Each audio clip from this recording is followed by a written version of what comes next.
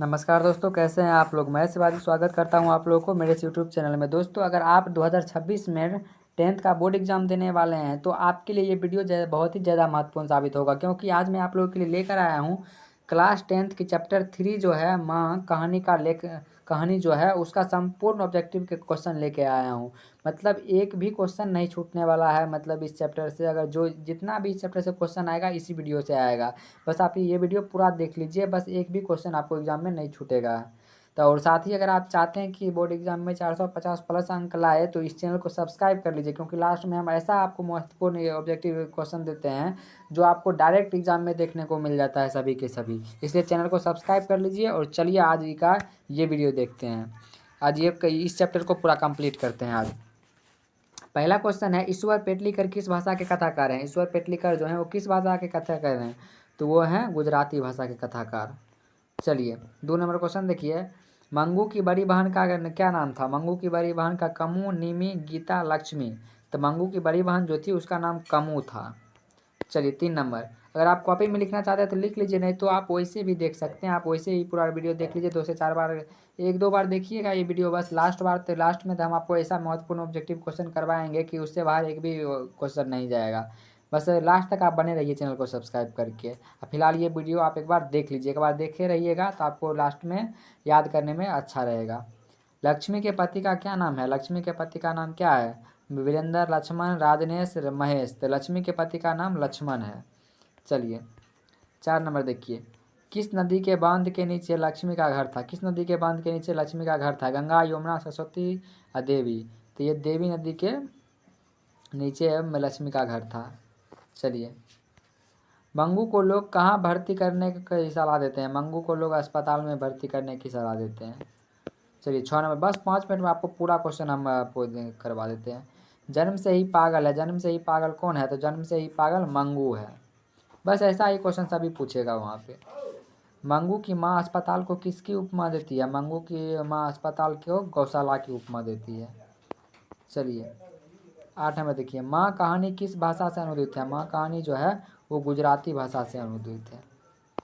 चलिए 9 नंबर देखिए, मंगू की कितनी संतानें थी। मंगू की माँ की कितनी संतानें थी, 2, 3, 4, 5। तो मंगू की माँ की जो थी वो 4 संतान थी।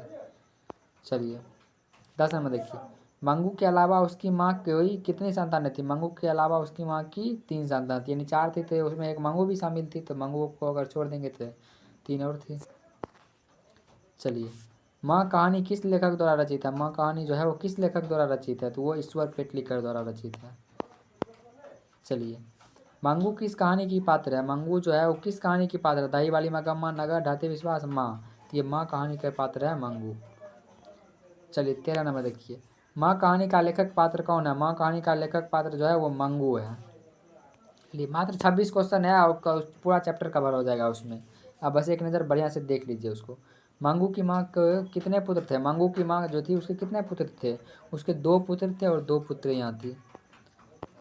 चलिए 15 नंबर देखिए, मंगू कैसी लड़की थी। मंगू एक पागल लड़की थी, आप सभी को पता है। चलिए बस इससे यही इतना ही आसान आसान क्वेश्चन बनता है। ये इस बार पूछा था, मंगू की उम्र कितनी थी। मंगू की उम्र 12 वर्ष। ये अभी 2025 में एग्जाम हुआ था, इसमें पूछा था ये मंगू की उम्र। चलिए, माँ कहानी में किसकी ममता का वर्णन किया गया है। तो माँ कहानी में माँ का ममता का वर्णन किया गया है। चलिए 18 में देखिए, माँ किस भाषा में रचित है। माँ कहानी जो है वो किस भाषा में रचित है। बंगला, उड़िया, गुजराती, राजस्थानी। तो माँ कहानी जो है वो गुजराती भाषा में रचित है।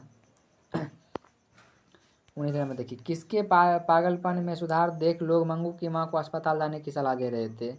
तो वो कुसुम के जो था उसमें उसके पागलपन में सुधार हो गया था, इसलिए मंगू की माँ को अस्पताल जाने के लिए कह रहे थे सभी लोग।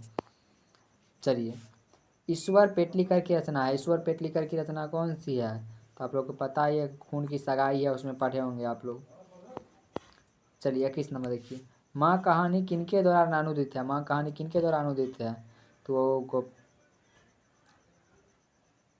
अरे यहाँ पे ये गलत है, ये गलत है। अनुदित ईश्वर पेटलीकर होगा भाई, ऐसा नहीं है, टाइपिंग मिस्टेक हो गया, सॉरी इसके लिए। तो ईश्वर पेटलीकर, माँ कहानी के किनके द्वारा अनुदित है, ईश्वर पेटलीकर द्वारा।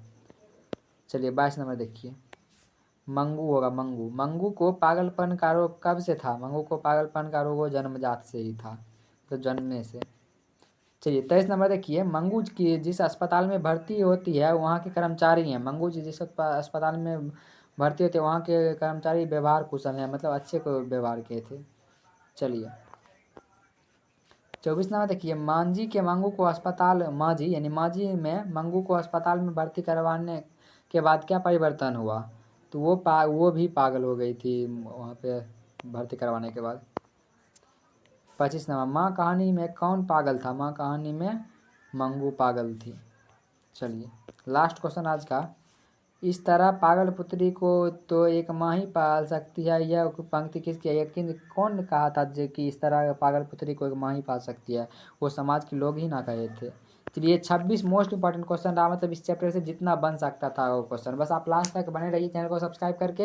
लास्ट में हम ऐसा आपको ऑब्जेक्टिव दे देंगे, यहाँ करवा देंगे मात्र 1 से 2 वीडियो में, कि पूरा आपको वहाँ बन जाएगा यहाँ एग्जाम में जाके। बस चैनल को आप सब्सक्राइब कर लीजिए। चलिए थैंक यू।